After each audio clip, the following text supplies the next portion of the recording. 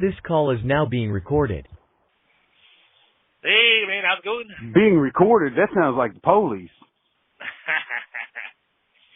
I had to put your number on Do Not Screen because my new phone, it screens pretty much all the calls. Oh, I got like you. one of the new feature where literally I don't get a missed call from random numbers anymore. It's like it automatically will screen them and give nice. shit. And I'm like, I like that feature actually. I mean, it's kind of annoying in some aspects, but I'll take it. Man, I get so much spam. I get so many BS phone calls and text messages. Man, I would love it. Are you kidding me? I would love for somebody to call me and be like, yo, I'm calling you, but it ain't letting me through. It's talking about, you don't know me. But, well, I guess your number wasn't important enough then, was it? Yep. But it's funny because I didn't know how it was going to go with your number because the number you call technically is the Google Voice line, but I have that set up to call me to like redirect, to my regular number, so that way it's not using the data, it's using the regular phone service. So that way, like, we're not going to have the call drop and stuff. Because when I was doing it with the data, it was like, we barely. I would still have good signal, but we would drop the call like multiple times trying to record because, like, how you go in and out, signal a little bit, So. Oh yeah. Ever since putting it this way, it's like the recorded calls tend to stay connected a lot better. Oh, But nice. it still screened you, even though recorded, it still screened you, and I was like, well, shit, okay, let me change that. Man, it knows I'm trouble, man. What can I say? It knows I'm trouble. So how you been, man? Well, you know how it is now. Time to get you back out here again. That's right. You said it had a little break or something, right? Yeah, I took off on the 14th. Was a couple of days down there in Nashville. My VA doctor is still down there. And, doing the blood work and all that stuff, getting my Ozempic updated to the top dose. Still trying to get things under control, of course, but, Oh, yeah. But, I couldn't use that stuff, man. I did Ozempic for a little bit and then switched to Manjaro, and it actually made, my stomach issues worse because, I guess one of the way it works is it it doesn't digest your food as quick. And so, it sits in your stomach for longer, which helps you what makes you feel fuller, or more full, helps you feel full, I don't know. And so anyways, and so it's, since I already had digestive issues, it just made them worse. And so I couldn't take it. I was kidding. I don't know, Yeah. It left me the most foolish, yeah. Yeah, well, I'm just throwing out how it is, like when people, it's like when you got the grammar police out there, like, oh, technically that's accurate, oh, whatever, fuck off. Yeah. Well, now that I'm starting school on Monday, I'm trying to get my grammar more correct. I don't even know if that was right either. I hate to say it, as unintelligent or unintelligent as the world is nowadays due to smartphones, all you got to do is throw something out there that can be way out that ain't even correct or anything, and he's like, oh, man, this is genius. You see all the words he's using? Just make up words. Yeah. He's like, oh, man, okay. He's sophisticated. And it's funny, too, because, like, you could really tell, because, like, I don't have, like a really big college education, but I have a degree. So, like, I didn't go for 4 years or stuff like that because, like, I'm in enough debt with that 2 years that, and I'm not even using the degree I got was, like, hospitality, like, I think it was, like, hospitality or something. My so you're going to work in the hotel field? Hotel and hotel and apartment complex and stuff like that, but they all required fucking experience. Yeah, that's what's stupid, man. And so the way they get you that is they're like, yeah, no, we'll give you experience. You just got to do an internship where you come and work for like a year or two for free. I'm like, no. Yeah. I went to college so I could come out busting and working, I didn't want. And I probably would have done that, because you got to make money to pay your bills. Yeah, I know, that's what I'm saying. It don't make no sense. It's like the only option they had was like, sorry, I mean, you're a great candidate, like what? Like, they would ask me like what, and I was honest with them. They were like, why do you because you have different experience over here, you have experience with security. Like, like, what do you, why are you trying to get into doing this? I'm like, you know, I told him, I said, well, because, like, one of the dreams I have as an entrepreneur, you know, back then I wasn't even doing stuff online, or, you know, I was trying to figure it out, but I was, like, I had no idea what to do. It's funny, somebody going to bust up.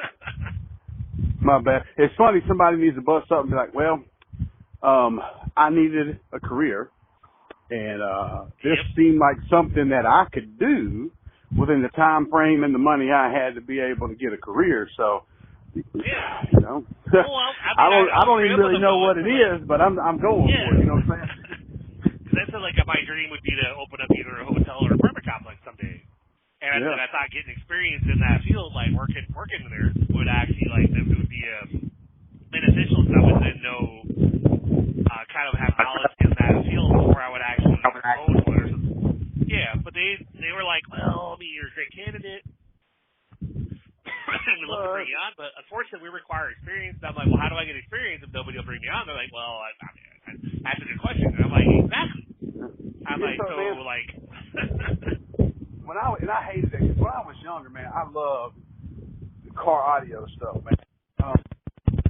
I remember when I was like 14, 15, before I could even drive, me and my buddy went ahead and bought us some car audio stuff. And we were like, yeah, we know what we're doing. So his brother had a van, and we had some subwoofers and an amp. And we're like, yeah, we'll install this in your van, and since we ride with you a good bit, we can hear some of that bumpity bump, right? We get in there, we don't know what we're doing. We blow up, like, as far as like the fuses and all the wiring and stuff. We messed up all his electricity that had to deal with fuses and wiring and stuff, man. We straight screwed it up big time. So funny, man. It was like, we were young, and we was like, oops, our bad, and then we rode around with not even a radio, because the radio didn't work. Now that I know what I'm doing, we probably blew all the fuses and everything else in there, and it probably was easier to fix than what we thought of back then, because normally when you smart wires together like that, you have to get under the hood. And so, basically, that's what happened. We didn't know what happened to it. And so, but anyways, as I went, I learned more how to do it. I studied it. You know, we didn't have YouTube or nothing back then, so it was more of I ended up getting me a car, and then I experimented with my car. And my brother, you know, I kind of helped him. Yeah, exactly, man. Grand Theft Auto, you know. Rabbits already coming out here. They don't know what's waiting for them in my yard when they come over there. And so, I got better at it, and I love doing it, and I got really good at it, man. And, I went and tried to apply for a job at Audio Unlimited, and they was like, I was like, yeah, I'm trying to get a job. I was like, he goes, okay, well, how much experience you got? And I was like, well, I've been doing it for a couple of years in the backyard, you know. No, we don't take backyard experience. You got to have experience. And then go to another one like Ken's car audio and stuff, and it's like everybody wants you to have experience, but nobody wants to give you the experience. Man, the thing about me is if I'm going to hire an employee, and they don't have experience, the thing about that is if you're teaching them something, and if you know what the hell you're doing, you can teach them the correct way to do it. That way, later on, you know that they've learned from you of how you want things done, so they can do it the way that you want to do it, or the way that you showed them how to do it. And so for me, I would rather train somebody willing to learn, that wanted to learn and do a good job at it, especially if they're passionate about it too. Man, I had so much passion with it. I still love cardio now. I just don't have the money to buy none of that shit anymore.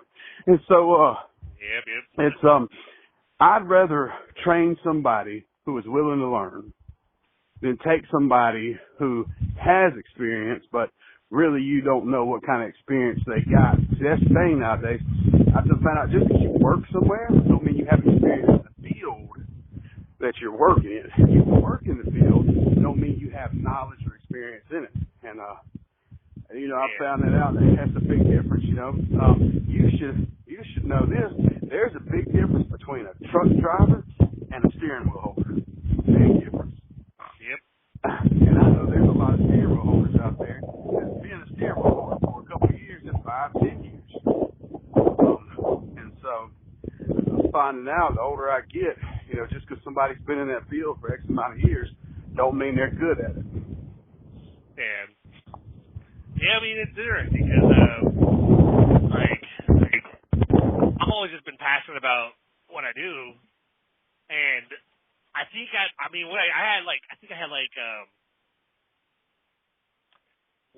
least one accident. I don't think I might have had two, but I think it's at least one. Because I've been doing this 14 years, so it's like I'm looking back going, how many did I have? But it was right with my first month. Actually, it was technically two accidents, I guess. But like, I had one where and I think it was on the same load. It was my very first load with Sierra England. This is back like 2012. You know, we had smartphones technically, like they just started, I think, like a couple of years prior to that. Like we had the first couple iPhones or whatever. You know, I think I had the Motorola Thunderbolt with Verizon or something. And, you know, the GPSs were like non-existent on the phones. Like you had to have the actual device you put up on your windshield or whatever to navigate. So I bought a navigation GPS or whatever. I put it on the windshield in the truck, and I was scared shitless because it was literally my first week in the truck as a truck driver going, oh fuck, you know, because like that's part of why like I hesitated on switching from FedEx to another type of trucking job when I came up here, because I'm so used to what I currently do that I didn't want to switch and learn something different, like go to a food liner. I thought about them, like they actually, you know, like I looked into food liners. I have one of the raw chat peeps up in Philly, or up in Jersey, I guess. He's with food liner, and he's technically a trainer, so he has connections with like other management people, whatever. So like when I was looking at moving out here, I didn't know what I was gonna do for a job. I knew they had hubs for FedEx, but I didn't know how easy it was gonna be for me to actually get in there, switch hubs or whatever. So like I was trying to see what I could do, but I was putting in applications, and he was like, "Well, we have a food liner hub that's in Wichita. They have people that run out of that hub, but they park in Kansas City." I said, "Really?" He goes, "Yeah, they park at one of the customers. You know, they live in Kansas City, and they basically pick up there, and they run those loads back towards Wichita, and then they come back, and then they park." And I said, "That would work." I mean, because he does like $1,600 a week or something. I was like, that's not bad. About the time I was making like 1,000-ish, because like I was losing days back in Nashville. Like one week I'd have 3 days, 1 week I'd have 5, the next week I'd have 4. You know, so it's like I didn't have anything consistent because they took me off my regular run. But I went for food liner first, thinking because they get benefits from day one, like really good insurance and stuff like that. And I was like, well, that's important. So, because at the time I was covering everybody for insurance.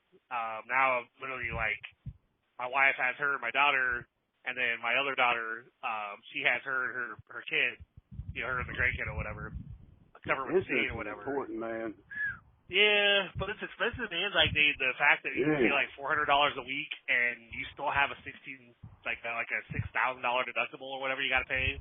Yeah. And it's like, but man, with expensive as everything is now, like that GLP-1, like we was just talking about Ozempic, man. You know, those GLP-1s go anywhere from like $800 to $1,200 a month. But that's why I looked, you know, kind of when I went over to the VA, because initially when I got diagnosed with diabetes, I was actually with a civilian doctor. And first, probably like 3 or 4 months, it was good, you know, because she did the blood work. I went in there, that's when I kind of figured something was up. I think I might have told you that I kind of figured something was up because, like, and I knew I was probably eating the worst because I was doing the Illinois road from Nashville. And I basically bring spaghetti with me every day. But, wait, you was going from Nashville to Illinois? Yeah, Nashville to Farina, Illinois, whatever. Man, that's true. Yeah, so it was like 275 miles each direction. So I was getting about 550. Oh, well, I thought you was talking about like where Chicago and stuff's at. No, not quite that far. It was oh, okay. You know where you're coming up. I think 57. I think because the way I go to Nashville, like literally we go 70 over to 64 to 57 south, and then down to 24 east or whatever. But 57, I guess, basically what we instead of connecting on 64 to come towards Kansas City, what I would end up doing is you end up going north another 30 miles. And it's just every time you say Kansas City, my bad. Every time you say Kansas City, I think of a little ditty that one of our coaches back in high school used to sing. And every time you said it so far, the thing keeps ringing in my head. I want you to hear that little ditty whenever you get done with your story because it's funny. But I was eating spaghetti every day. You know, like I do a big batch, and I would make like 5 containers. You know, for the week, and then I would heat them up. You know, at the truck stop whenever I did my swabs, and then eat my food. You know, get my coffee, whatever, and then turn around and head back towards Nashville. And I thought I was just getting burned out and stuff because it got to a point where. Like, I knew I wasn't getting enough sleep, which I never do, as a driver, It's like, I tried my best, but, that's why I was grateful for these, it was actually a little more than 2 weeks. I was supposed to come back Saturday, because my pay period is Saturday to Friday. But I was going to come back Saturday, and then, yep. So, off on Sunday, on my regular day off, which is basically my wife and I, we celebrated our 19 years or whatever. Nice. So, we did kind of married 19 years? Yeah, 19 years, man. Wow, congratulations, man. Well, I don't know if that's a congratulations or, I'm sorry, man. I'm sorry to hear that. I don't know which one. But, it was kind of a joint celebration, though, because my daughter turned 18 on Friday. So, awesome. So I took us all to Texas Roadhouse, and, it was kind of a nice, 19th anniversary / 18th birthday, I'm all big on steak, man. Gotta, Oh, I love some steak, man. I'm so pissed at my cardiologist that were pieces of crap when I had my heart attack. You can't have red meat no more. Red meat's so bad, and yada yada. And so I quit eating red meat, man. And but now that I've started a new diet, shit, that's all I eat is red meat, so steak, bacon. Man, so I'm on a keto diet, and so I have greens as far as like spinach and leafy greens plus some mushrooms, and then I just eat proteins and fats. So like hamburger meat, steak. Yes, I don't eat bacon every day, but I'll eat some bacon. And I've been doing pretty good, man. I've been walking like crazy, man. I've been walking before I called you. For a while I was trying to call you, and man, like last night I walked for an hour and 30 minutes earlier today. Me and Cora went to basketball, started training up on the basketball. Me and her played a game of basketball, and so I was out there running. And like previously, man, I went from being sedentary, not being able to walk like for 5 minutes at all, to shit now, man. Depending on what day it is, 'cause I try to have a longer walk on like once a day, like once a week. And so man, sometimes I can walk anywhere from 3.5 to 4.5 hours in one go, but most of the time I try to keep it like in between an hour and a half, 2 hours on normal. Like I'm trying to walk 2 hours here while we're talking. And so I figured, I'm just walking. Why not call you and talk, man? I thought about it. Man, you could have been doing this more often. Yep. You should get yourself one of the Bluetooth headsets or whatever, so that way you can literally just have your headset on while you're walking. Man, I got to get to where I can afford them. Because right now, man, I got to pay for college. I'm starting college for massage therapy Monday. So Thursday, I actually got to go to school and to get all my ID and stuff like that, which is really cool. So it could be if I do good and pass and all that, in 9 months, man, I'll be a licensed massage therapist. I'll be able to rub up on people's body.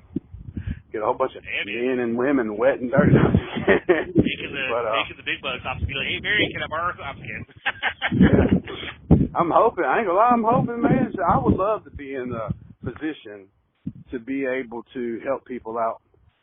And so because I ain't been working for so long, I've been dashing. I dash now to pay the grocery bills and pay for gas. And the wife's paycheck pays for all the other stuff, which she normally done everything else. And so,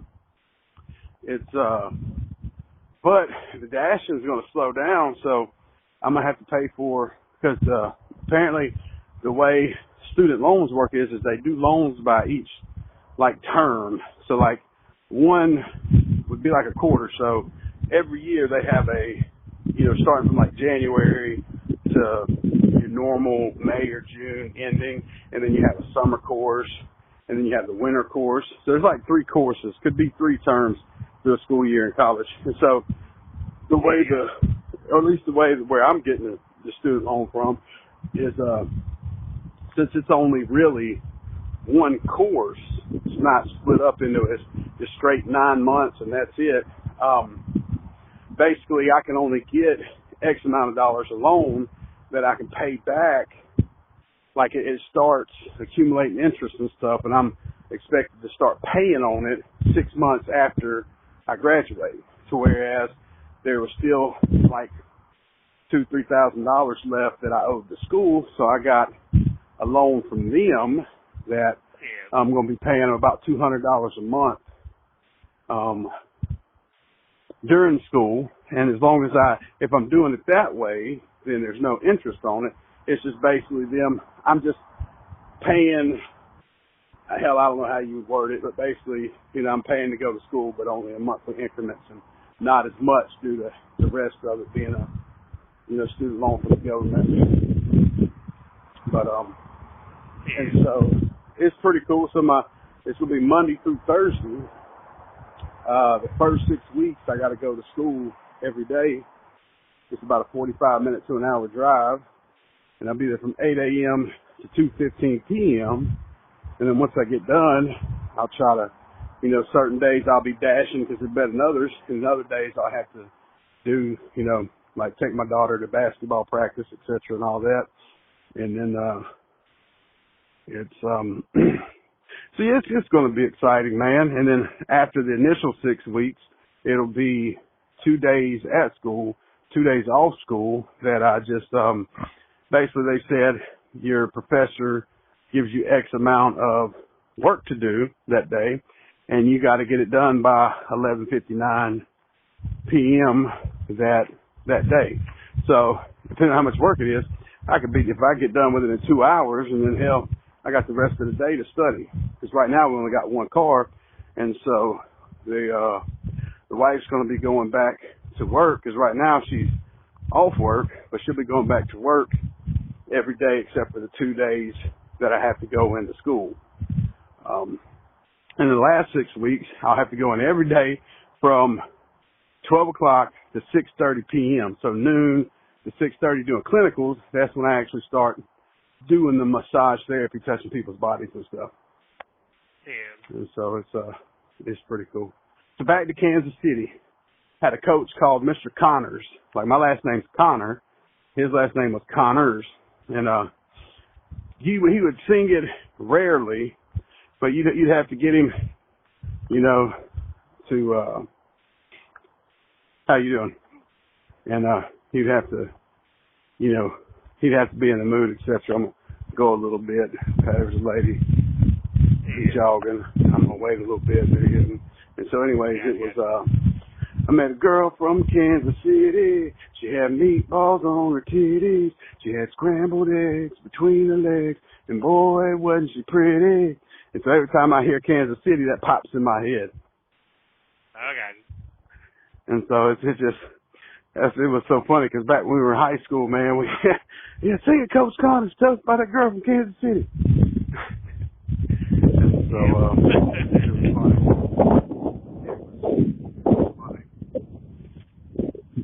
I think I just hit my first mile. I must be on a roll there. Normally I hit my mile. I'm either walking slower or faster. One or the other. So how long has it been since you find out that you've been a diabetic, if you want to talk about it? A couple of years at least. Probably 3 years. Mm-hmm. Probably. Because I realized something was up when I was doing the Nashville to that Farina, Illinois drop. And I was, eating spaghetti all the time or whatever, which I do. I know knowing what I know now, I hear that it's not so much the sugar you eat, but it's the carbs. as far as diabetic. So. Well, it depends. So it really depends on what you mean by sugars and carbs. That's kind of the. Yeah, well, I mean, cause I guess if you're eating a ton of sugar, then yeah, it would probably, it would probably be a little bit on the sugar. But if it's like, I really don't do a lot of sweets in general. Yeah. So I do some sweets, but I do a lot of carbs, and we're a big pasta family and stuff. So it's like I was doing a ton of spaghetti and and then having like candy bars and sugary beverages and whatnot. It's like so. It got to a point where I thought maybe I was just like really heavily sleep deprived, because all of a sudden my vision changed. Holy shit! I got you. Yeah. Coming up on the other direction, 70 westbound towards Nashville. There's a fucking car fire, like literally fully engulfed vehicle on the shoulder. That's crazy. I couldn't be a truck driver, man. A couple of cop cars behind them. No fire truck yet. I couldn't be a truck driver. I don't even like driving out around them. People drive crazy, dude. Not only that, you got people that want to pull out in front of you to get a paycheck from your company. Yeah. And this route, the like working out here on Interstate 70, man, is worse. My wife, she'll be like, there'll be days like I'll see, I see you not, man. I see something at least daily. There's at least something that happens on this interstate daily. Either might be a small accident. It might I've seen there's weeks where I'll see multiple tractor trailer accidents, like where they cross the divider and they go into the oncoming traffic and there's been a pile up or something. Like every week there's something there's a daily. There's usually it's not so much the tractor trailers all the time, but it's usually the cars. But every week there's at least 1 or 2 days is something relating to a semi. And I'm thinking it's medical. Like they had a heart attack, they died while they're going down the road, and that's why they lost control. But I'll be walking out the door, and my wife would be like, especially because out here in Missouri, we have, it's windy a lot. We're not just talking about a little bit of wind. It's like today I was out. I didn't take the pup out for walks. Things are changing a little bit. Normally, when it was for the first couple weeks when we got her, she would sleep in the crate, in the kennel. Mm-hmm. Yeah. At night we put her in the kennel because we're trying to work it on her, trying to break her of the nipping habits, which she doesn't do very often. She just does what So we're trying to work with her on that. If she goes to where she kind of does a little snarl and go to act like she's gonna nip, we literally grab a hold of her face, her snout, whatever, her top and bottom, and we just look her in the eye and we're like, "You want to try that again?" And she kind of looks at us sorry. Yeah, just don't. Yeah. Sometimes if you go to grab them when they're showing teeth, they could bite, and so. Yeah. So it's hard to. Yeah, with her it's kind of because I had that's part of why I didn't write, too much. I actually didn't write at all when I was off for those 2 weeks because the first week I was off, went out of town for a couple days, went down to Nashville for 3 days to take care of shit. Saw my doctor, got to do blood work and stuff, and then stayed up, was in a hotel for a couple of nights. Literally, I was in there almost by myself because it was me and my kid because she wanted to go with me because she has friends down there. And she wanted to see her friends. I was like, that's cool, yeah, that's fine.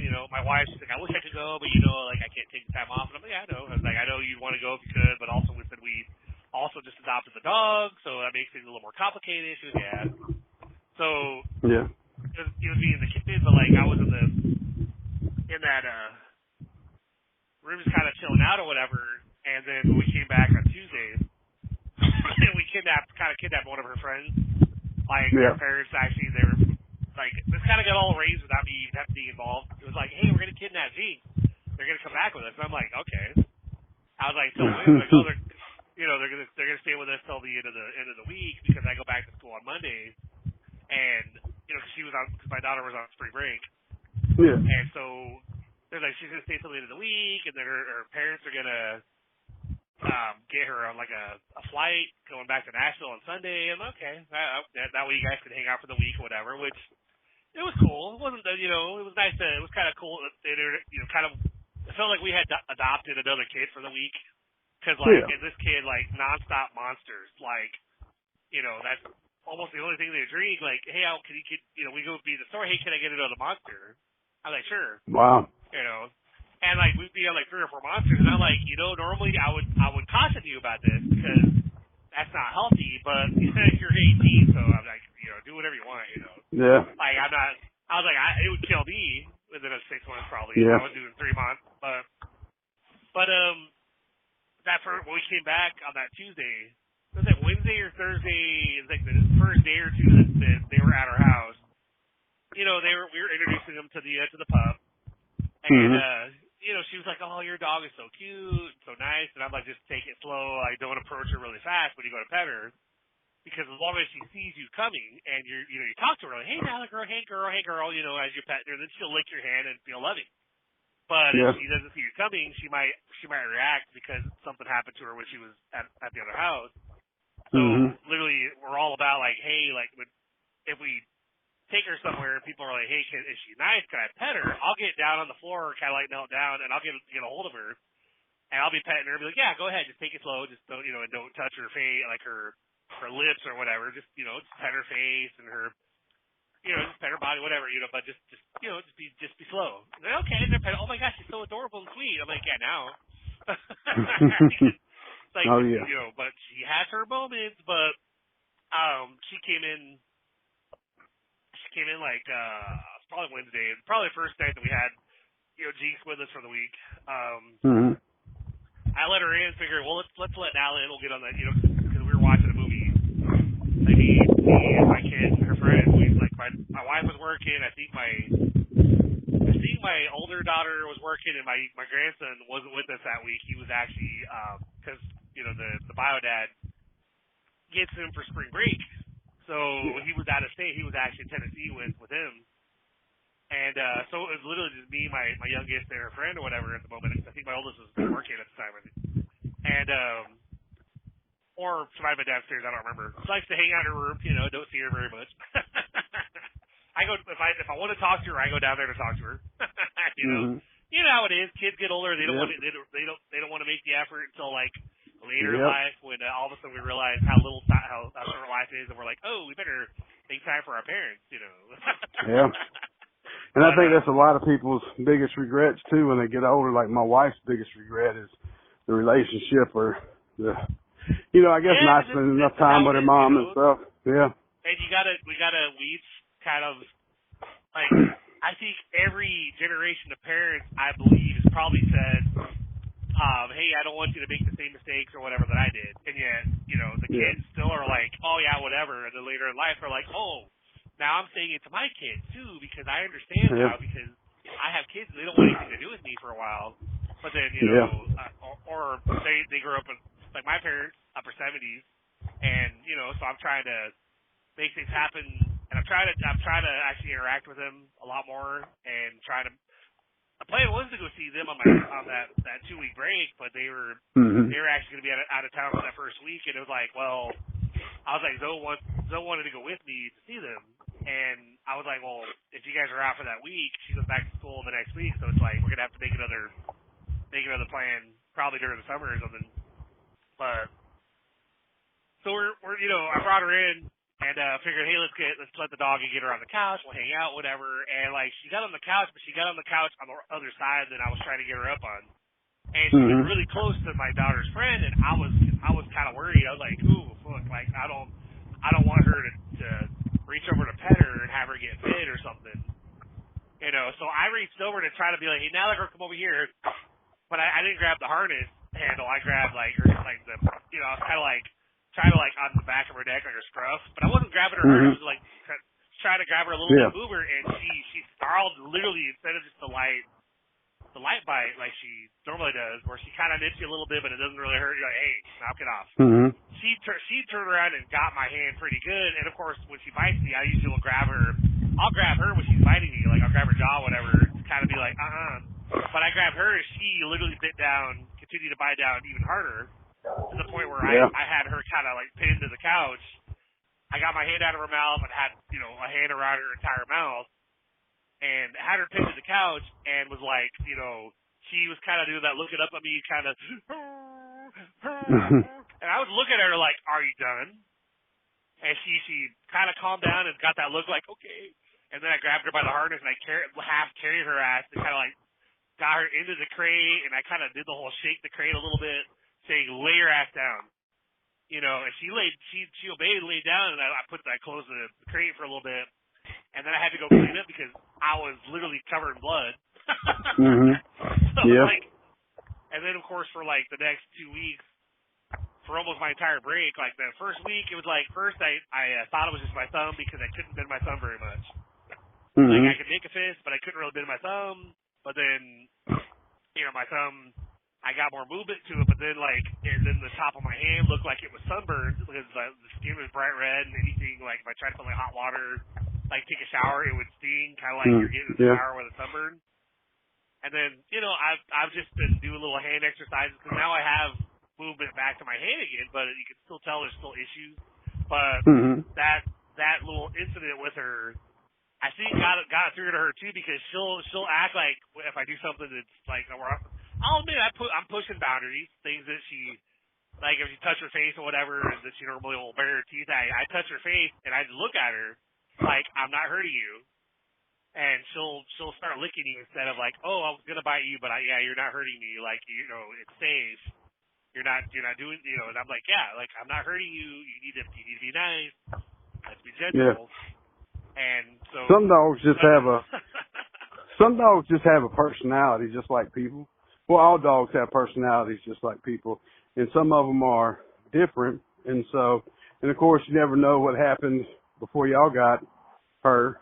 And with that, I mean, it could be that that's just her personality until she lets you or feels safe enough around you. We got a neighbor that has a dog, and they've raised him from birth, and they will let who he considers his pack pick him up and stuff like that, but won't let anybody else pick him up. If they go to pick him up, he starts snapping and biting, and so a lot of it's personality. A lot of it could be a sense of fear, and so the best thing to do with it is just over time, just once they feel like they're your pack, they'll be cool with you, but not necessarily anybody else. So you might can get to where the dog doesn't snap or nip at you and your family, but if that's their personality, or if something happened to them that causes them to do that with other people, so strangers, they'll more than likely always do that to people, just because it could be the PTSD, could be their personality, and so it really just depends. It really just depends on what case it is, you know, and the fact that I don't know if you know what happened to them. You know, you never know the reason why they do it. Tell us shit, man. Yeah.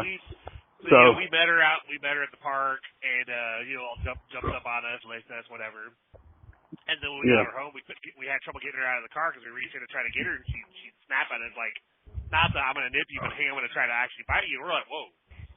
Yeah. So at first I was like, I don't know if this is gonna work out, love. She's like, oh, she'll be fine. She has to get used to us. I'm like, okay. But if she turns into one of us, I said, she's gone. Like, we're you know. But now you know, so yeah, she tore into my hand, but we'd already invested like $1,000 into her at that point by, you know, as far as like supplies and training and, you know, we're working on it. And so like, that's why Rico was like, bro, I couldn't do it, man. That's why I couldn't have a dog. And I'm like, I get you, but like, we've already invested in her, and like, for the most part, she's really sweet.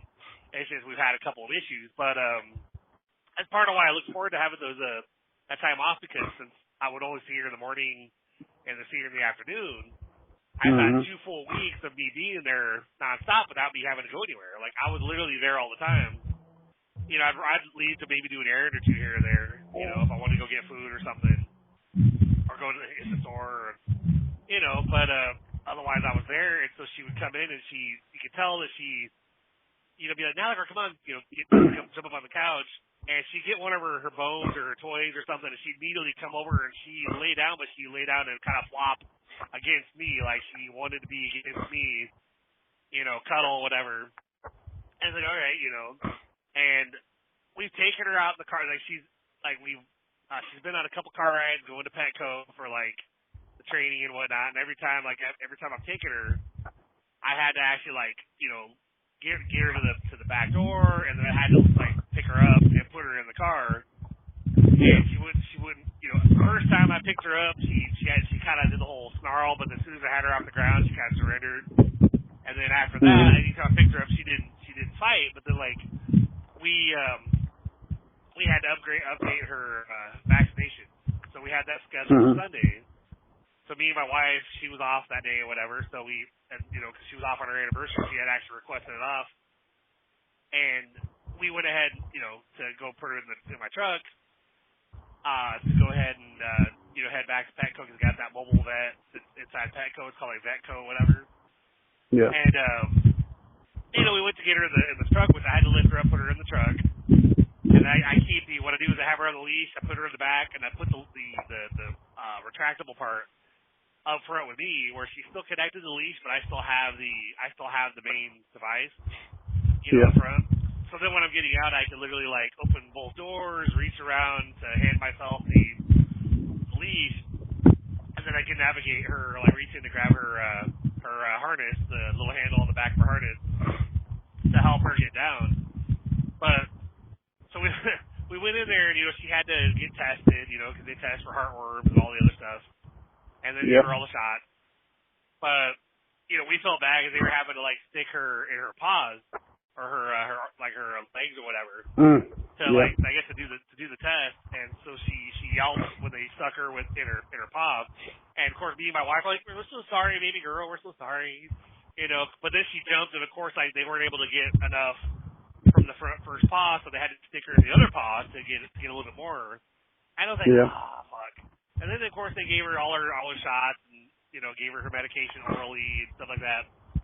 And we had to go walk around Petco for about 15-20 minutes while they ran the test to let us know if she was negative for like heartworms and all the other stuff that they're tested for. And of course, what sucks, man, is like they came back, she tested positive for heartworms. So like we have to like, we heard that the cheap end is like $500 to like $1,500 to treat her for that. And we're like, fuck.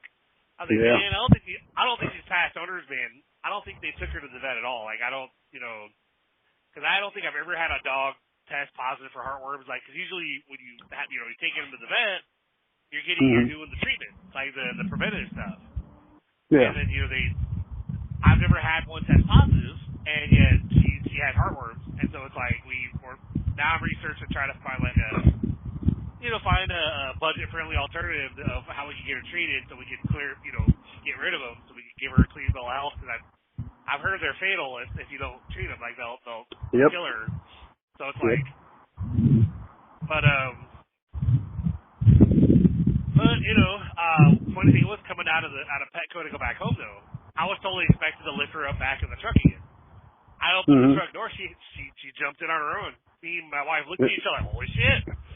She's like, bye Felicia, I'm getting out of here. There's bad people in there, let's go. Well, because we walked around the store, there's other dogs, so people can bring their dogs or their pets in there with them. So other dogs are walking around, and so she is being a husky. She's all talking. Everyone goes, whoa, whoa, whoa, whoa, whoa, whoa. Yeah. We're like, oh, yeah, you're talking to everybody now. Yeah, huskies are talking. So y'all got a husky. So huskies are they're not good for loners. They normally do good when you got another animal with them or somebody that can be around them all the time. And so, so dogs can kind of be like special needs kids.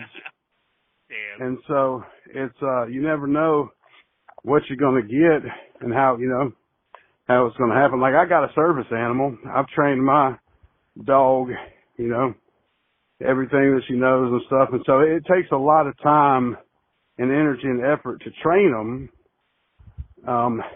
And so it just,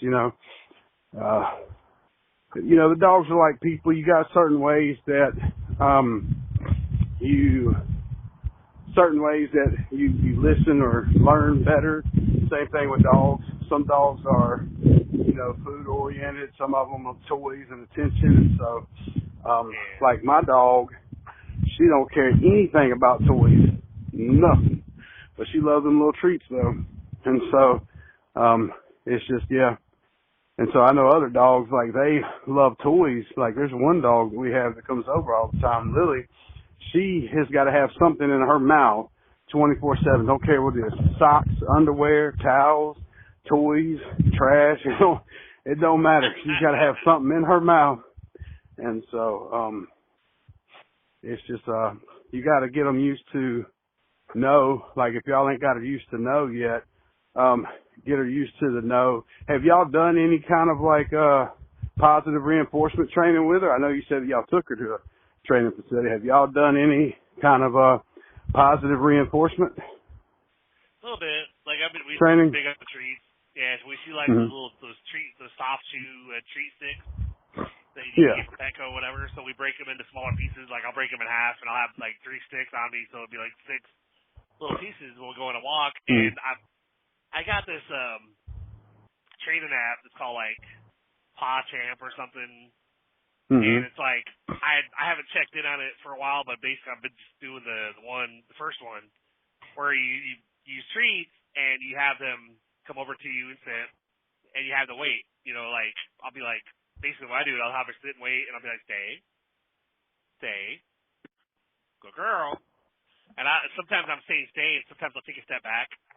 And I'll do stay. Because I'm trying to teach her that, so she'll sit there. Because I'll take 2 steps back, and she'll come back over to me and say, no, sit, stay, and take another step back. And I'm working, then she'll stay for like 2 or 3 steps back, and then I go, good girl. So then you after like 15 to 20 seconds or whatever, then you say like free or something. And you toss one of the treats off to the side, so they go get the treat, and they come back to you, they sit down, and basically have them sit there and wait for it again. Yeah. And then, if I can help you out with the sit and stay thing, so normally the main thing when you tell them to sit or lay, you're basically leaving the stay command as well. So when you say sit and then stay and then you walk back, you're kind of, you got 2 different commands going on at the same time. And so to them, most dogs, if you don't teach them, like when you say sit, they're also supposed to sit and then stay. And so if you tell them sit and they sit, and then you say stay, and then when you go to back up, they actually haven't understood what the stay command is yet. And so whenever, if you can work if you tell them to sit, that's supposed to be sit and stay. So they know when you tell them to sit, they basically sit in place and they don't move. And so, what do you do? So I know you said free. So there's a couple of ways to train them with that. So if you don't have a clicker, you can use a word like yes. So one thing you can teach them about sitting and staying is, whenever the thing is you want to reward them after they do what you wanted them to do. So like if you want them to learn how to sit, it seems like the dog sits when you say sit, though, so they already know that, because if they don't sit, there's a way you can move your hands with the treat to get them to lean their head back and put their butt on the ground. But so one thing I would say, if I can give suggestions, is when you get them to sit by you to where they don't move. And then you say, like, if you don't have a clicker, you can just like, yes. Or come up with a word or a sound that they recognize as they're about to get a treat because they've done something you wanted them to. Like one guy, he comes, like, I got a clicker. So I use a clicker for the instant reward, and then I say free when I want them to move and get the treat. So, like, I'll have them come to me and get the treat when you say free, because free means they're free to go and move. But some people will be like, yes. Some people will use yes in a different language, like German. That way it's something that is not similar people use, because if you're going around saying yes all the time, they could mistake that for they're about to get a treat. And so if you give them a sit and a stay back after back, that means they haven't, and they're moving, they haven't learned what the stay command is. And so, if you tell them to sit, hold on one second, I just got a text. Sorry, but I got to hit my headphones on so when a text comes through, it about deafens me. And the only reason I'm saying it is because I got a service animal and I had to train her. And man, there was a clinic that I paid for to get her registered and all, which you can't get her registered, but she's on file. Like I got an ID for her and everything else. Just it's all it is really is for when I go to places, people, they're more likely to not mess with you if you say she's a service animal. Just because of the fact that, you know, I got an ID for her. So it's like a driver's license for a dog, but for, you know, service animal. Because by law, you can't register them. You know, people aren't allowed to ask you 2 questions. But there's a lot that they don't, like, try to go through the course of what to do. And they already had trained dogs there. I'm like, none of this makes sense. So I had to literally go and learn from people on YouTube on how to train a dog, and then I basically had to figure out what worked for my dog, because she was a rescue, and from the scenes of it, she's a real scary dog, and so, you know, we're thinking that she wasn't treated right, whenever, whoever had her before we had her, and so,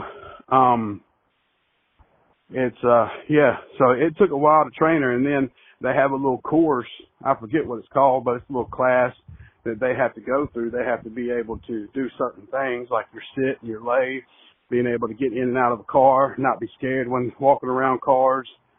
Yeah. Potty trained and not be barking everywhere. And so the thing with if you can get them used to positive reinforcements, you can also get them used to negative reinforcements like bad dog or bad girl or no. And so when they experience the positive reinforcements like treats and stuff, you can then turn around and show them negative reinforcements like when they get out of line or do something, you put her in a crate or you say no or, you know, bad girl, depending on, like, my dog knows what bad girl is. If you say bad girl, she ducks her head down, puts her tail between her legs, and takes off. It's like, okay. And so, you know, if you can get them to understand the positive reinforcement and negative reinforcement, it'll be easier to deal with the nipping and biting because they'll understand, like, they don't like what the negative reinforcement is. You know, dogs love praise. Dog loves like good girl and, you know, good boy and pets and stuff like that. And then they're like kids. They don't like to be chastised. I mean, bad girl, bad boy, bad dog, put in a crate. And so it's, once they learn that, it might be a little bit easier to deal with the gnawing because then you won't have to put your hand by their face or worry about them biting too much because if they start going to raise their teeth, you can be like, no. And then, you know, once you get that established, they'll know what they're doing is wrong. And then, you know, if you say no and then they, you know, you give them some negative reinforcement and then they stop the bad act, you can then turn it around and give them some positive reinforcement, like a little treat. And so, cause we buy little training treats and you can get a pack of like 100 or 200 of them for like $5-6, and they're little bitty low calorie treats. They smell and, dogs love them and they're quick so they can just gulp them right down and then you can keep moving about the business. And so, that's the only thing I'd say cause it's, basically especially when you're grabbing the dog's nose and stuff, some of them considers that like playing, or an aggression. And so it could be when you grab the dog's nose like that, the dog can think 2 things is you're either playing with them, so they're going to keep what they're doing, or you're being aggressive towards them, and then it'll become a strength of will, and then it'll be like, okay, well, Chris is stronger than me, so I don't like what's happening, so let me calm it down, but these little girls around here, they're not stronger than me. I can bite them and scare the piss out of them, and then, you know, then you have a thing of he don't mess with you or the wife if y'all are, you know, the bigger and the more aggressive. And it's where it'll be more of like a show of will who's stronger in the pack. You know, a lot of people are saying there's not much to do with that alpha male thing as far as like dogs and wolves. It's more like a leader instead of like the king ding-a-ling. You know what I mean? So like the alpha of a pack would be like the man of the house or the woman of the house, whoever the leader is. That's kind of the way what an alpha is to like wolves and dogs.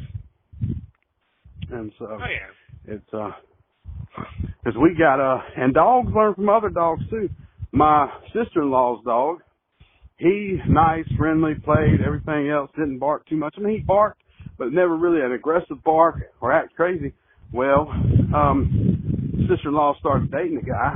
He used to bring his dog over, and he learned being aggressive from the sister-in-law's boyfriend's dog, and then the boyfriend said something about it or whatever, and we were like, no, he never acted like that until that dog started. And so dogs learn behavior from other dogs too, and so it's crazy. That's why, you know, if you can get a good training background and teach the dog, you know, you can keep them from doing what you don't, because if you have the negative reinforcement you can give to them, they'll learn what you don't want them to do because something negative's coming, whether it's going into the crate, saying no. Sometimes that no is good enough. Like our dog, for some reason, decided she wanted to get in the garbage can. Then the first time she's done it since we had her, so like for 4 or 5 years, me and my family, we went out somewhere, and we have other dogs, so we put something on top of the garbage can. That way the dogs can't get it into it and stuff. But then our dog decided she was going to knock it over and everything else. And so she had to go sleep in the crate that night because of it. And so she ain't got back in the garbage can since. And so it's just, hell, I don't know. I wonder if she learned that from another dog. I don't know. But, man, we've had her for like 4 or 5 years. I think this is coming up 4. April will be 4. And so either 4 or 5, and she ain't never done that before. And I think we had another dog get into the garbage can recently, probably like a couple months ago, about 2-3 months ago.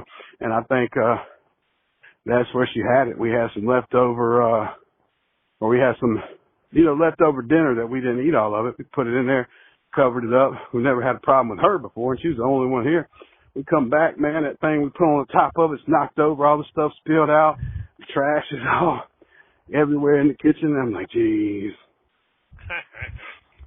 But, yeah, dogs are like kids, man. That's the best way to describe them. So, you know how hard your kids are.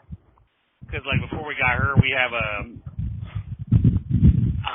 at least 2 or 3 cats actually are cat-like dogs. Like, one of them is very much like a dog. Like, she'll literally, like, she'll beg when you're eating dinner, and she'll kind of like try to climb up and paw at your stuff, and you're like, go away.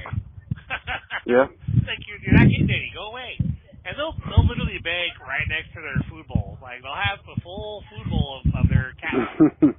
And they'll be begging for whatever you're doing, and you might not even be making food. I might be, like, doing something on the counter, and she's pawing up at me like I'm making something, and she wants to get some, and I'm like, yeah. But or they'll do like what you just talked about. Because we had to get a trash can with the lid that has that little the little flip part that you can push down and it comes back up. Yep. Because if we just have a regular trash can, they would totally just get into it. They knocked it over. Our oldest cat, she's pretty bad. Like she'll actually, like, if we leave stuff on the counter, like, we'll realize it because all of a sudden we'll come back in the kitchen and, like, they'll have gotten into a pizza box and dragged a slice on the floor or knocked the entire box on the floor. Or if it's chicken, all of a sudden be chicken on the floor, like chicken tenders or whatever. And it'll be like, you little butthead. And so, like, I think it was Sunday morning because my wife was off and, I was supposed to come back Saturday, but my boss texted saying, hey, St. Louis run this afternoon. I'm like, okay. I was like, so am I going to do something else, or should I just plan on coming back Monday? yeah, let's plan on Monday. We'll just jump back in. I'm like, am I still on the St. Louis run? Because Nashville, I went on a vacation and came back and they gave me my run away. Like someone else to do the Illinois run, and I was only gone for like 4 days. And I was like, so I was kind of worried about that here, but thankfully this boss is different. So I had Saturday, Sunday off instead of Saturday off and then or instead of working Saturday and then being off Sunday. So 6:30 in the morning, I'm like out. I'm like passed out, and we hear a loud crash in the kitchen, and it was enough to where I went from like REM sleep, like where I'm out, I'm gone, to I'm awake. Yep. And hold on a second, Mom. And even my wife, she like rolls over. What was that? And I had a CPAP mask on. I'm like, I have no fucking idea. So like, I take the mask off, turn my flashlight on my phone, and I do. It's not like we have like guns in the house or whatever. So I just like with my phone with the flashlight, walk down the hall and go check, go start walking down towards the kitchen. And of course, our oldest cat, this is Tuxedo, black and white. She literally hauls ass out of the kitchen down the stairs. I'm like, you little bitch. So then, like, there's like a entire like a baking sheet, one of the heavy duty ones. Like it was up on top of a pizza box from the night before, and we only had like 3 slices left. So that's why I didn't put it away. I was just gonna deal with it the next day. And I had the baking sheet on top of the box, and I guess she got up there and was trying to get at the box, and ended up knocking this baking sheet off, and it such a loud crash. It probably scared the shit out of her too. Yeah. So it's like, man, I get full bowl of food,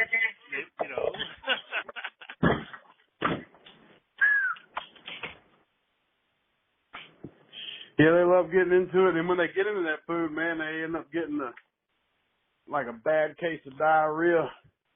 When they crap or throw up all over your floor, it's like, oh. Thankfully, that hasn't happened, but like, when we first got Nala, trying to, because she's not really big on the kibble dog food, even though what I try to do is I do I have one of those food subscriptions where you get like the package where they pack it up. It's like human grade food or whatever for the dog. So I was making up her one of her bowls and mixing some kibble with it. I'll put a little bit of like chicken broth or something on the kibble to kind of like soften it, and then mix it in with the softer food.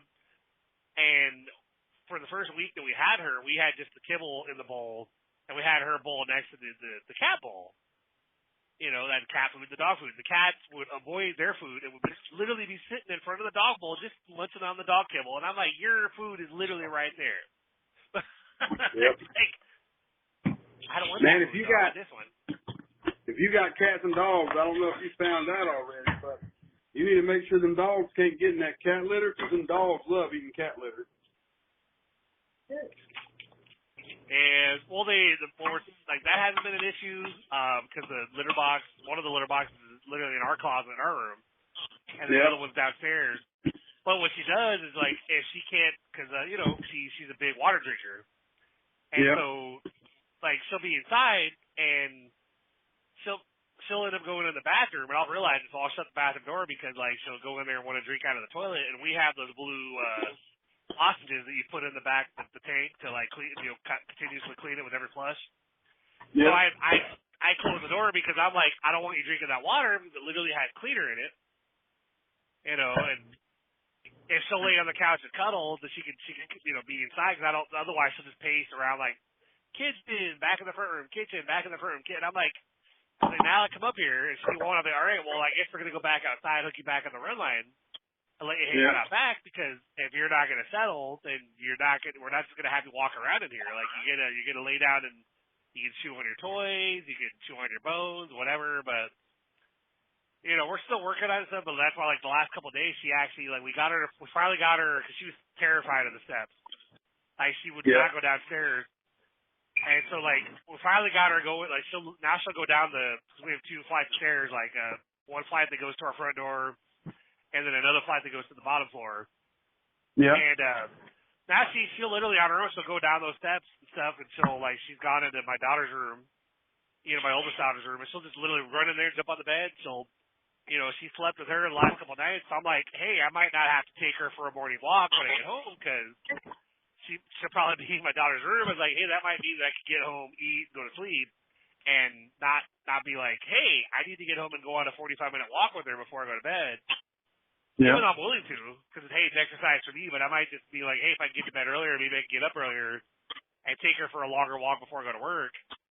And just make up kind of instead of doing the half-mile walk twice a day, do like a 2-mile or something when I get up before I go to work. So I mean, it's interesting, because like, so no cat litter issue yet, but definitely, and she doesn't even eat the cat food, but the cats, of course, they'll beg for the food. It's like your food is right there. Like if you're hungry, you literally have cat food right there. Yeah. It's like, I don't want that food though. That's nasty. I want that one. Yeah. But the food they gave us for her, they had because I think I told you about the training collar they sent us, right? That big metal contraption that they gave us initially. Well, they had a bag of kibble in the bag as well, and then like we slowly worked our way through that kibble. Like I was mixing it with the wet food stuff. Yeah. And then my daughter's like, yeah, once we can use up all that kibble and we don't need to anymore. And I'm like, no, I'm still planning to get kibble. I'm just planning to get kibble that's meant for her size dog because the kibble that we had, it literally said small dogs on the bag, and it was little kibble, which is probably why the cats are like, well, we could eat this. Yeah. So I got I think it was a couple days back, like middle of last week or whatever. I'd used the last of the kibble that was meant for small dogs, and so like I stopped with my wife, went out to grab one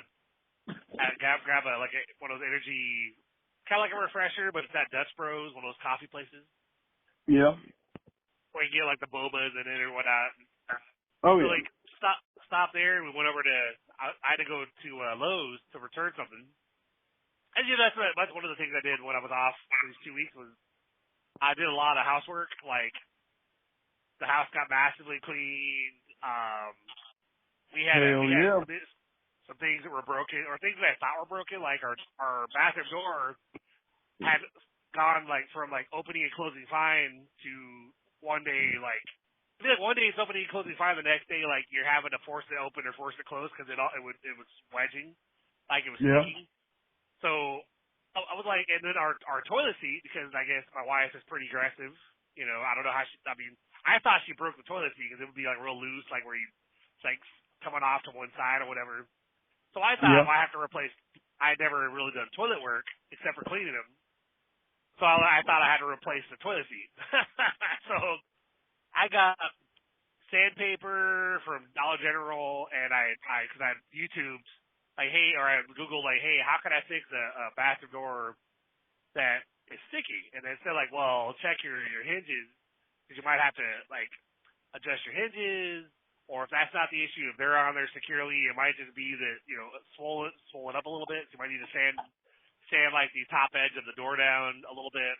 So okay, that sounds easy enough. So got sandpaper, sanded the door a little bit, and literally went from like where it's making a loud, or if she's asleep and I'm trying to go in and out of the bathroom, and it would be like, as you're opening the door, I'm like, man, don't want to wake her up.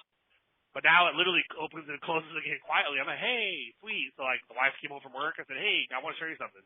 She goes, oh wow. I'm like, yeah. And so and then I bought a toilet seat, thinking I had to replace the toilet seat. And it's like I thought as I was like looking at it, going, I think it's the elongated one. I'm gonna go ahead and get one of those. And I was ordering a couple other things, and I did it on DoorDash through Lowe's. So it's like I got the other stuff, got toilet cleaner, the little Clorox toilet wand refills, to clean the toilets or whatever. And I think I got one of those Swiffer power mops. Yeah. Because we have a regular mop but it's a little circular mop that it's like it works, but with as much hardwood as we have on our entire house. It always felt to me like it's a big chore because like, yeah, okay, you do 1 or 2 strips. Okay, you rinse it out, you strain it, you go back and do another 2 strips, you go rinse it out, you strain it. And it's like it gets the job done, but it's like you're tired by the time you're done mopping the entire top floor. Yeah. So I got the power mop. It swept the entire upper floor. I used the power mop, and I'm like, it was probably like 1/3 of the time. I'm like, this is nice, But then I go to but then I get the toilet seat comes, and I'm like, all right, let me go see if I can fix this. I take the other seat off. Of course, I never dealt with toilet seats before. So like, I'm trying to unscrew that because the back part was loose anyway. So I'm trying to unscrew them, and they're just screwing freely, and they're not coming off. And I'm going, why the hell aren't these coming off? And then, of course, I Google it. It says, oh, there might be a washer underneath. You got to reach under the toilet. And there might be a washer on the bottom part of it. Oh, I didn't even think about that. So, so I reach under and grab it. Oh, there it is. Okay, cool. So I take the old toilet seat off. I use the toilet wand and massively clean the toilet, making it all shiny, whatever. And then I go to put the new toilet seat on, and I realize that apparently we don't have an elongated toilet, and this toilet seat was sticking past the front of the toilet by like 3 inches. To the point where there's a gap between the front of the toilet and the front of the toilet seat, and I was like, yeah, that's not going to work. That's funny. Because my wife's going to piss on the floor, so yeah, I better, so I took that back off, put it back in the box, and I looked at the old toilet seat like, fuck, do I have to buy a new toilet seat? And I thought, I wonder, and I put the other toilet seat back over, and I put the washers back on, reached underneath, because I had the flathead screwdriver for the top bolts, but I reached underneath and grabbed a hold of the washers at the bottom, screwed the top parts to where they're tight, and so all of a sudden the toilet seat is no longer loose and looking broken. It's actually on there and snug and tight. I'm like, well, fuck. Like, I just spent $40 on a toilet seat that I didn't need to buy it because I could have just tightened this up, and I didn't realize it. I was like, oh, fuck, all right. So then I'm going, how do I return this? And, of course, it says, like, well, if it's unopened and unused, blah, blah, but if it's open, then they might take it back. I'm like, oh, crap. So, got those 2 things fixed, and, like, I was, we went out with the wife to get the drinks, and I was going to go get see if I could replace, or see if I could get the money back. Thankfully DoorDash is pretty good. You could start a return on there, and then like I went into Lowe's, and I was like, I showed them the barcode, and they were able to find the transaction, and I was like, the box was destroyed because the way that those boxes are hard to open anyway, so I literally had to fucking destroy that box, right, in order to get the toilet seat out. So I had it back in the box, and I had all the different random pieces that were bleeding off to the side of the box. I had those all kind of like pushed back in to kind of like somewhat make it look like it's back in the box. But I was like, sorry about the box condition. I was like, I didn't install it. I didn't use it. I realized right away that it was too big. Then yeah, no problem. Like, okay, cool. So I got $38 back in my card, and then walked into Walmart to go ahead and, because I was like, I don't want to go get kibble from Petco because it's probably gonna be expensive.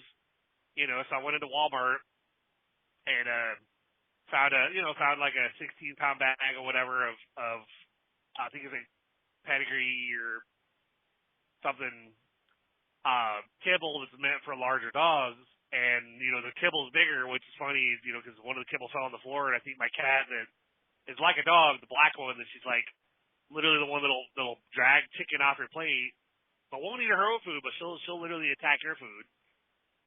She got one of the kibbles and kind of looked at it like, wait a minute here. Yeah. This doesn't look like what we ate before. Like, why is it so big? I'm like, yeah, it's gonna take you a minute to work on that. Dog mouth versus a cat mouth. They got the bigger kibble or whatever, which she still doesn't really like. She's not really, like, I haven't been able to get her to eat the kibble dry by itself, but like I've managed to get her to clear it. Like I got that the Farmer's Dog. That's the subscription I got, which it's expensive. But I've noticed that like anytime I put that fucking food in her bowl, like literally it's the silver and the bowl is completely clean. Yeah, it's like crystal clean bowl club, licks it clean, whatever. And I'm like, I guess I'm gonna keep buying this food because like she went from barely eating her food at all to we got the Farmer's Dog food, and all of a sudden she's clearing her bowl, and it's like, okay. And it's expensive, but I guess this is good because she's actually eating or whatever. But now we got the heartworm issue that we're dealing with, and it's like, man, you know, if that's one thing, if it's not one thing, it's another. It's like, man, obviously we're gonna get her treated, we're gonna take care of this, but we're not surprised based on, you know, the history that we have with her previous owners. You know, so yeah. What's up, Mom? You know, Give me one sec, Chris. What's up, my love? What you need? good. There's a pot on the stove. Yeah. Did you make tea out of it, or was there something else cooked in it? It has some water in it. So if it's just got water, that's what I made my green tea out of. You talking about the little round one? Yeah. Yeah, so that's what I made my green tea out of this morning. That's yeah. Can I leave my card down here? If you want to. Yeah. All right, love you, kiddo. You. All right, sorry about that, Chris. No worries. I made it back home. Hey, so how many steps you get in? Steps. Let me see.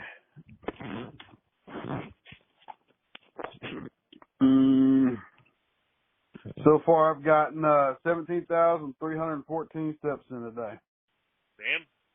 Do you have a watch, or do you just do it on your phone? My phone. My brother actually bought me a watch. My brother actually got me a refurbished Apple Watch. It's supposed to be on here on Thursday, and so I'm going to set all that up and stuff. It's not going to have a line on it, but it's going to it should work with the fitness and stuff. You know, heart rate, heartbeat, how many calories I burned, all that good stuff. I got you. Yeah, and the issue I have with the watches, well, actually the phone does too, technically, is a lot of them will track steps even when I'm driving. Yeah. I'll get home and it'll say I did 32,000 steps. That's crazy. I'm like, I wish I did 32,000 steps. Man, 30,000 steps takes about like 10 miles, 11 miles. Some days, maybe I'll be at that. I mean, it like, I know when I first started walking. I put in 30,000 steps a couple of times. Oh, yeah, shit. man, let me tell you, it's rough, brother. Wow. Yeah. I know when I first started, when we first got in Allies, that even just doing the half mile, like we have a half mile stretch where I go up the hill on our street, and then I go down the hill, and then I take a right, and that goes over by where our mailbox is. No. Come on, dude, slow down. Like, literally everybody's stopping on the highway, and I'm looking at, because I'm stopped, and I have my flashers on. Of course, I'm watching the semi behind me roar up on me. I'm like, slow down, man, we're stopped. Like, we're on the call, you just hear, well, shit. Yeah. Like, well, my night's over. But, nah, he stopped, you know, but there's no warning. It's just like, I guess one lane's closing down, and everybody stopped for some reason, and I'm like, well, good thing I don't have to go to the bathroom or anything. That sucks. You know, when you get stuck in traffic and all of a sudden your stomach turns, you're like, oh, shit. Yeah. But yeah, when we first got her, like, even doing the smaller walks I was doing with her, at first, it was like, I was tired, man. I was like, oh, man, I'm not used to this. I like the e-bikes. One of you out here, like, cruising along and not have to worry or not have to work. But I knew that, you know, working on the health. I know walking could be helpful. So yeah, I was doing that. It was getting easier. And so, like, on my day off, when I'd get off Sunday morning, I would go a little further up the hill, because we have a lot of hills in our neighborhood. Like, it's literally like up one hill, down another hill, up another one. It's like, man. yeah. So for those of us that are like old hearts up here, you know, it's like those hills, man. When you're walking, you know, I don't have the best knees anyway, so it's like going up those hills. I'm taking it my pace, or I'm just casually walking. My daughter, I'll be walking about. If I go out walking with her with the dog, she wants to walk way ahead, and I'm like, I'm gonna be way behind you because I'm not gonna like half jog to keep up with you. And she goes, all right. So then she's walking slow, but I pushed a little bit, go up the hill to the next stop sign, and then cut over all the way to the other side of the neighborhood, and then come back down towards our house. That's about a mile, but if I go all the way up the one street, up to the water tower, and then take a right because there's a fence there. Basically, that's where the neighborhood ends. And take a right, go down to where the neighborhood ends again, and then take a right going back towards my house. That whole stretch is about 2 miles. Like I don't even like I was using the step app, to track my steps, see how far I went. I haven't done it in a little bit because since I've done it a handful of times on those different routes, I kind of know how far they are. So I don't need to worry. I need to know how many steps it is or how far it is because I've done them. I know how far it is. That's a mile. That's a half mile. That's 2 miles. But doing them, the more I do them, it's like, I'm still tired as fuck sometimes when I get back, but it's the walk itself isn't as bad. Which now I'm kind of like, well, shit, she's not sleeping in the kids' room a little bit more though, so it's like I might not be walking her in the morning, so now I have to that's why I thought, well, maybe I'll start getting up earlier instead of getting up like 3 or 3:30, trying to get up at like 2:30 and maybe take her around the 2 mile stretch before I go to work, so that way I'm still getting a good walk in. But it definitely it's hard to do. I mean, I was like, my wife, I think she had walked her. I'm not around. I haven't seen her walk her, but she said that she's taken her out on walks. But she's kind of hesitant because she likes to pull a little bit. And so she's like, so I'm supposed to meet the kids, take her out. And so stuff. you want to know? You want to know what that collar was that they gave you? That's what that collar is. That way, whenever they start pulling, it makes it uncomfortable, and they quit pulling. So a lot of dogs need that if they're really big and they're kind of aggressive on walks. Yeah. They need that because after a while they'll quit doing it because there's people that'll take their dogs on a walk and dogs will try to attack other dogs, try to attack other people, and then that's what that collar is. And so you don't snap it or snag it. It just as it pulls, them things come out into the skin and make it uncomfortable. Yeah. And that's what that's for.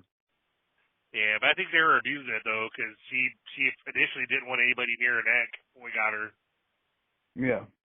But now there's no telling, man. We push those boundaries now because we're like, we pet her neck, we mess with her face a little bit, not where we're hurting her, but we mess like like where I had to mess with her face last night to give her the drops or the little droplet, whatever that had the calm down liquid or whatever I got her.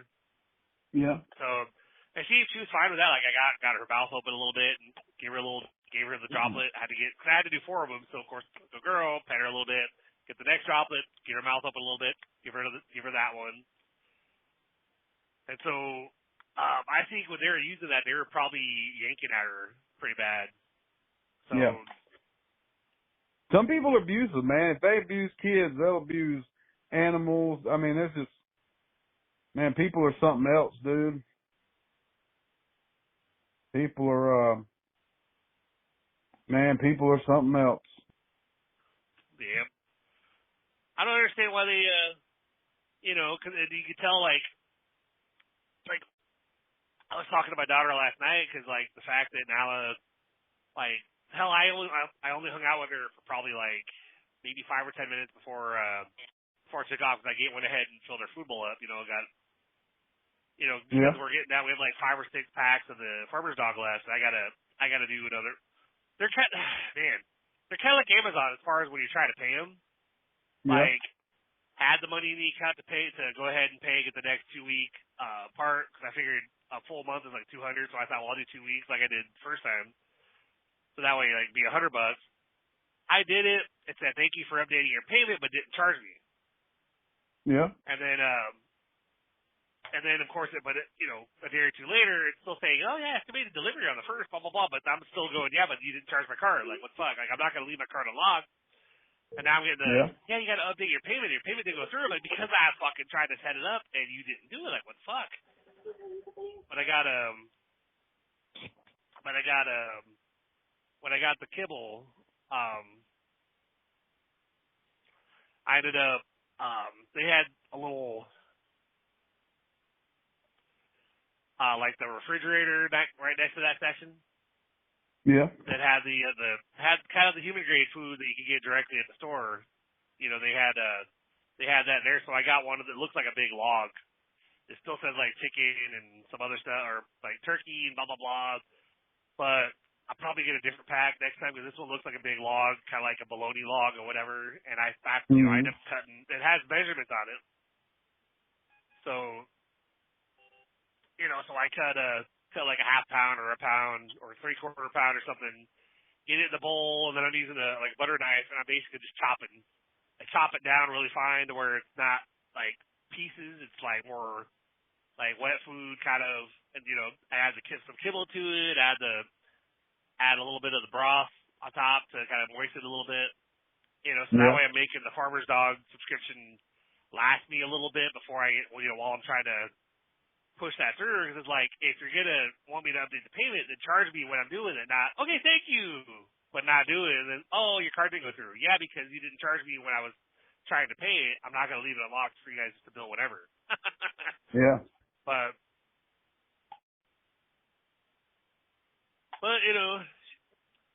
baby steps. That's the fact that like she's doing pretty good on car rides now, and jumped in. She jumped in on her own. I was really surprised at that. She got in the car on her own. I was like, oh wow, good girl, good girl. I don't use yet. Like I know you were saying like using like the words like yes or whatever. I'm literally like, she does something that's good, I'm literally like, good girl, good girl. Yeah.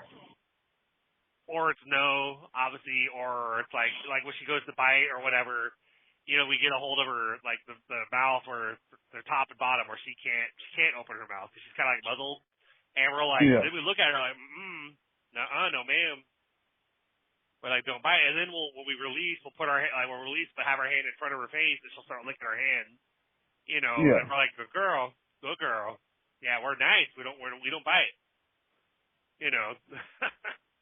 Because I've always wanted pull her a close, husky, cuddle her, man. I've always wanted a husky. They're awesome dogs, man. I love the barks. Like the fact that she's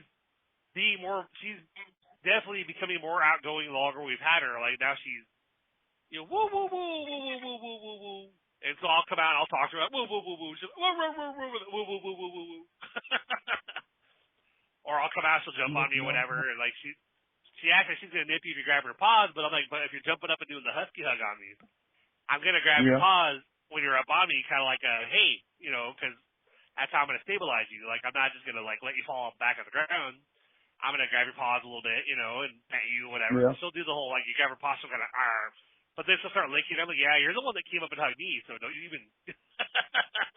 Yep. Like you wanted attention, but more vocal, more affectionate or whatever. And so like I figured I told because we talked to the trainer at Petco when we were up there just walking her around while we're waiting on the results.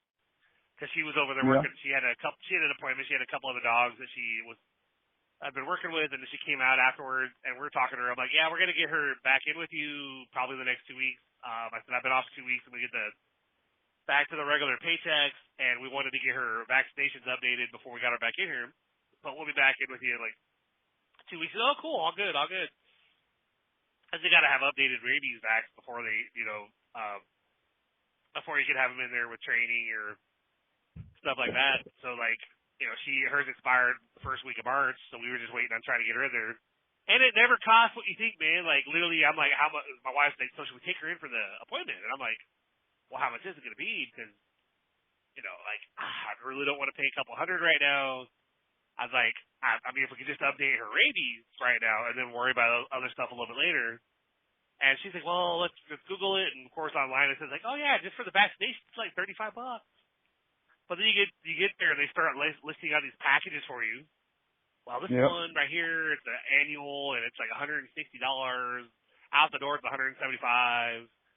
But then if you want to do like the heartworm thing, that's another $50. So it'd be like $215 out the door or whatever. I'm like, all right, Thankfully, my wife comes because I'm doing the whole wall. I got to pay for our anniversary / birthday dinner. So I was like looking at my wife going, this is why I was asking about the price earlier because I'll buy this for $35, but now they're quoting us $160 or whatever. I was like, obviously she needs it. She came over and showed me her phone. Like, I have this much to work with. I'm like, oh, cool. So we could probably split this. Awesome. I was like, that works. So it's like, because then you don't want to shop, walk around the pet store and we gotta I got her another one or two toys, and we picked out like another bone, and she had one toy, the one we were looking at, that our dog, Nala, literally just, she picked it up, but she was carrying this little toy, this little stuffy or whatever, carrying it around with her the entire time we're walking around. We're like, I think we're buying that. Yeah. So it's been, that's probably why I didn't really get anything done as far as the podcast goes, because like when I was home, I mean, yeah, it wasn't all the time with Nala, but like if I was, I also don't get to like Netflix or whatever when I'm working my regular schedule because I'm off on Sunday, so it's like I might get like a show, like one or two or a couple episodes on my day off, but otherwise I don't really get to watch anything. So during 2 weeks, because my wife was still technically working, I did do a lot of, I caught up. I've been working my way through the SWAT series. So it's like they have season 7 and season 8 now. So I've been working through season 7. I think I'm on season 8 now, but was kind of watching those in my downtime because the kids would be off in their rooms on their devices. So it's like they come out.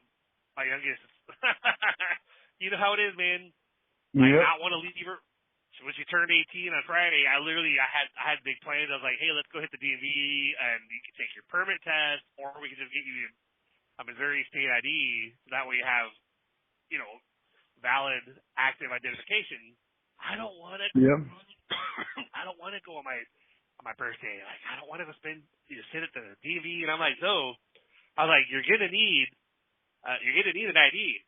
Because right now she has Cash App and Venmo, but I'm sponsoring her, because she got them when she was younger, and you have to be 18 to have one, unless you get sponsored by somebody. So she has has the card, but she can't lock her card on Venmo and Cash App. She can, but she's still considered a child account because I had to sponsor her to get her a Cash App so she could have a way to send her money.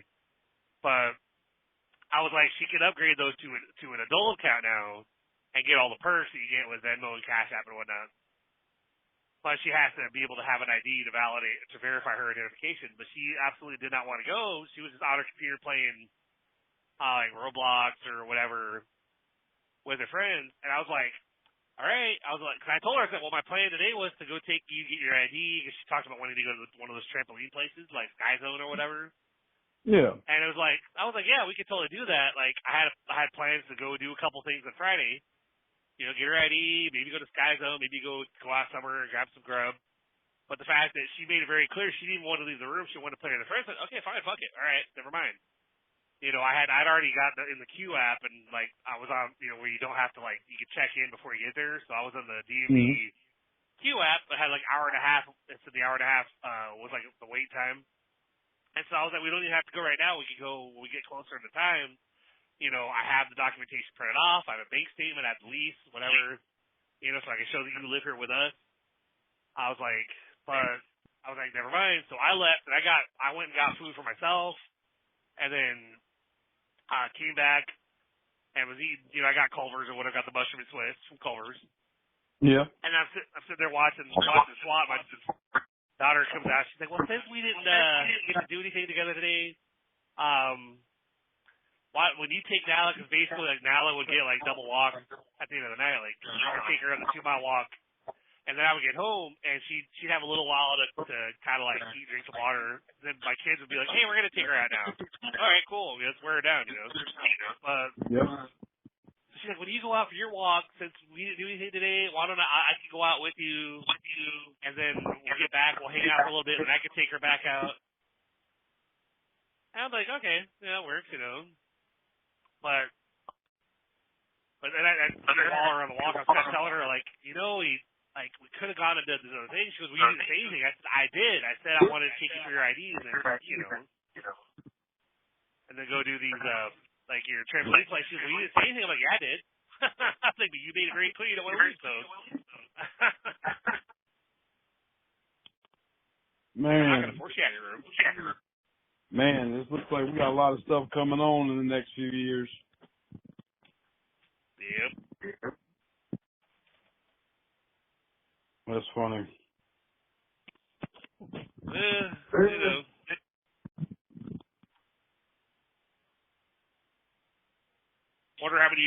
before they get to that point where like, hey, Dad, we really want to hang out with you.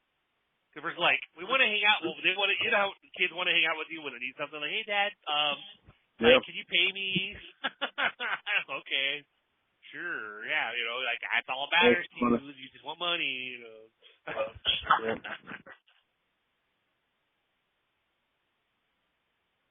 That is funny.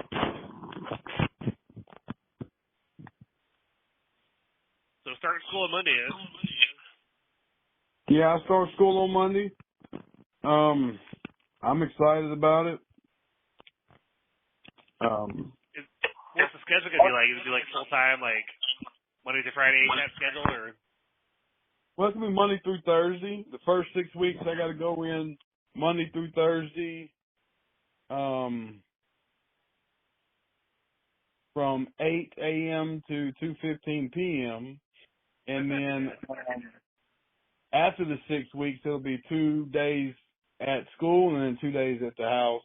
And the last 6 weeks will be back all days in school again, but from 12 to 6:30. I got you. And so it'll be interesting, that's for sure. Yep. I'm ready for it though, so. So at this point next year you'll be working the job? Yeah, most definitely out next year I'll be out and about working the job. For sure.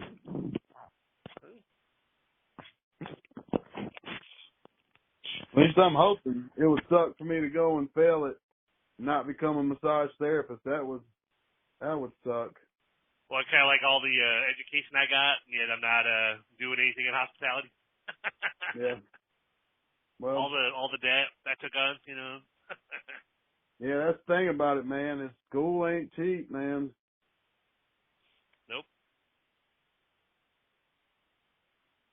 Nope, school is not cheap. That's for sure. Hell, I was going through Facebook and stuff not too long ago, and hell, man, it seems like it's more expensive to go to seminary school to be a preacher than it is to become something else. Yep. It's like, oh, this will cover like $100,000 in or I forget what it said, but basically talking about see if you could get along. I forget what it was, but it's like seminary school's over $100,000. Like, really? Like, what kind of, like, how much money do preachers make if they're able to pay that student loan off? Yeah. I mean, I can understand that there's a chance they can go and teach, but some preachers, when they go and teach, they teach other stuff too, not, Bible stuff. Like, they'll go and teach, history or something else. And so, but it's like, what kind of money are these pastors making nowadays to be able to be, over $100,000 in debt from seminary school? Yeah. Well, and it's funny too, because like after I got my associate's degree, I temporarily had started a bachelor's of like education or whatever, because I wanted to be a teacher. That was one of the when I realized I wasn't going to be able to get into like the apartments or or hotels or whatever, because it was like mostly the apartment complexes pulled that shit on me.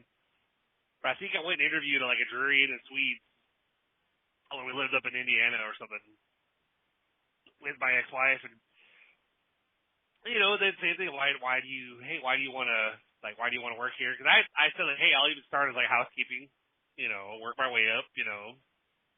I said my goal would be to be the front desk or whatever, and they're like, well, why do you want to work here? Well, because I want to get experience. They're like, well, unfortunately, like we require experience. Oh fuck, all right. But when I got finished my my degree, I was like, well, like I could see being a teacher, So like, it's like initially I think I started looking into degree in education. Yeah. I think first it was actually business. I was going to do like a business degree, but then I was like, yeah, actually I don't know if that's going to be for me. So let's do, because I know with business you usually have to get an MBA. Usually that's where you really look good is you get the MBA, not just the bachelor's. Yeah, So that costs extra money. Yep. So then I was like, well, what about education? So I started a degree to work towards education, and I think I got like maybe a semester in, and I was literally not sleeping much because I was still doing it over the road. I was doing 600-mile days. You're off for 10 hours before you can run again, and so I would park for the night, get online for a couple hours, like 2 hours, do schoolwork, get online, and I was a part of that team synergy, so I'd get online and do a Facebook Live for like an hour and a half, whatever, to try to support the team.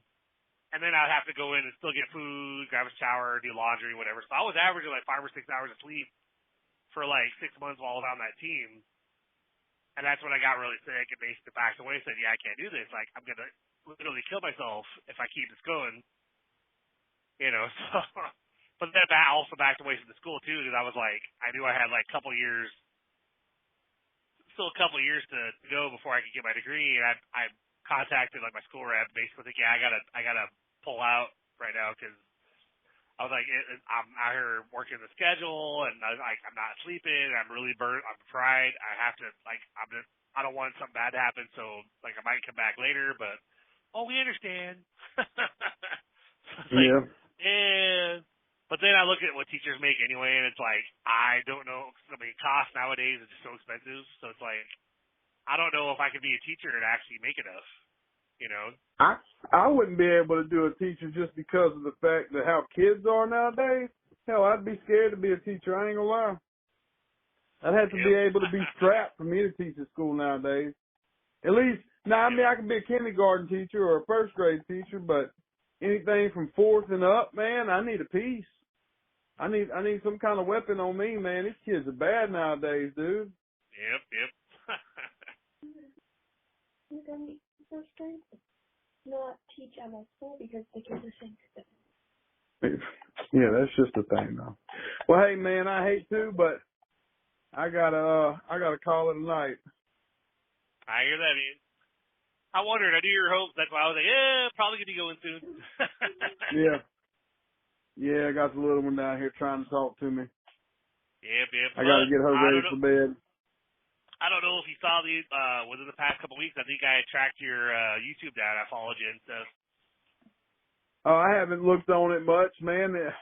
It's just been working, getting ready for school, and then she's on spring break now, and so I gotta figure out a way to work, and then spend time with her before I start school. Me and her, she's starting back school next Monday. I'm starting school next Monday, and so it's just gotta get it figured out. I mean, I've been playing basketball every day. She beat me 10-5 today. Oh wow. Yeah, she's pretty good. Yep. Well, it's been good talking with you, man. Yes, sir. What did Rico say when you tried to message him? Did he ever respond to you, or? Yeah, he said it was just a little too late. If we would have got it just a little bit earlier, he'd probably been able to do it, but it's just a little bit too late for him tonight. Gotcha. Alrighty. Well, but yep, we'll catch you on the flip side, man. All right, buddy. You take care, man. I appreciate you having me on. Yep. Have a good one. You too, buddy.